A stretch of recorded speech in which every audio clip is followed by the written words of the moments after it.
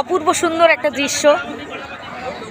আর হচ্ছে বেনারসে এসে মানে এখানে স্নান করা গঙ্গায়, মানে সত্যি অপূর্ব দৃশ্য। আর এটা মানে কি বলবো, মানে এই ফিলিংসটা শুধুমাত্র যারা এখানে এসেছেন তারাই একমাত্র মানে আনন্দ অনুভূতির যে মানে কি বলবো, মানে যে ফিলিংসটা আর কি, এটা আপনারা যারা এসেছেন তারাই একমাত্র মানে বলতে পারবেন। আমার তো ভীষণই ভালো লাগছে, খুবই ভালো লাগছে। মানে এখানে এলে না ব্যাপারটা হচ্ছে মানে মনটা সত্যি মানে পবিত্র হয়ে যাবে।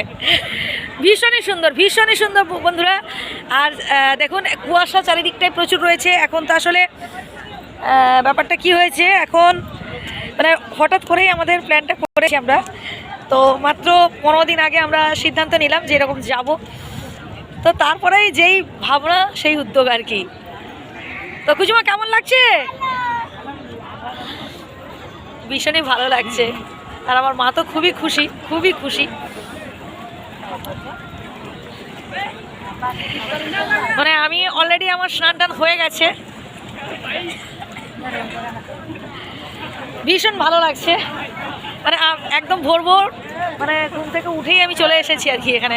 না কারণ পরপর যত ভিড় বাড়বে হচ্ছে এখানে হচ্ছে মানে খুব ভিড় জমবে আর কি, মানে পরপর যত বেলা বাড়বে।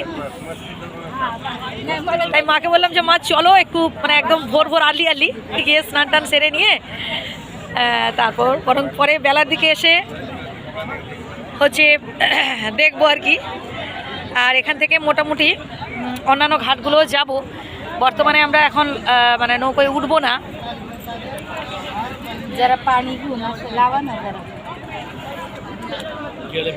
কারণ এখন যদি আমি নৌকোয় উঠি আপনাদের মানে চারিদিকটা মানে খুব একটা সুন্দর হয়তো আমি দেখাতে পারবো না, কারণ চারিদিকটা খুব কুয়াশা। তো একটু বেলা হলে মানে মোটামুটি কুয়াশাটা একটু কেটে গেলে তখন হচ্ছে নৌকো করে আমরা বিভিন্ন ঘাটে যাব।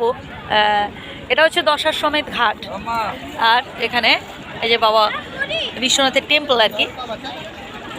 ভীষণই ভালো লাগছে, এখানে অনেক ঘাট রয়েছে। তো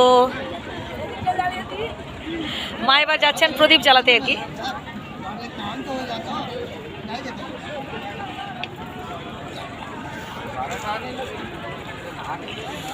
কুচুমা তুমি দিয়েছো, তুমি আর দেবে না, তুমি দিয়েছো, একবারের বেশি দেওয়া দিতে নেই। তুমি চলে এসো এদিকে, দিদুন ধরবে, তুই ধরবে না, পড়ে যাবি, ওটা স্লিপ করা আছে।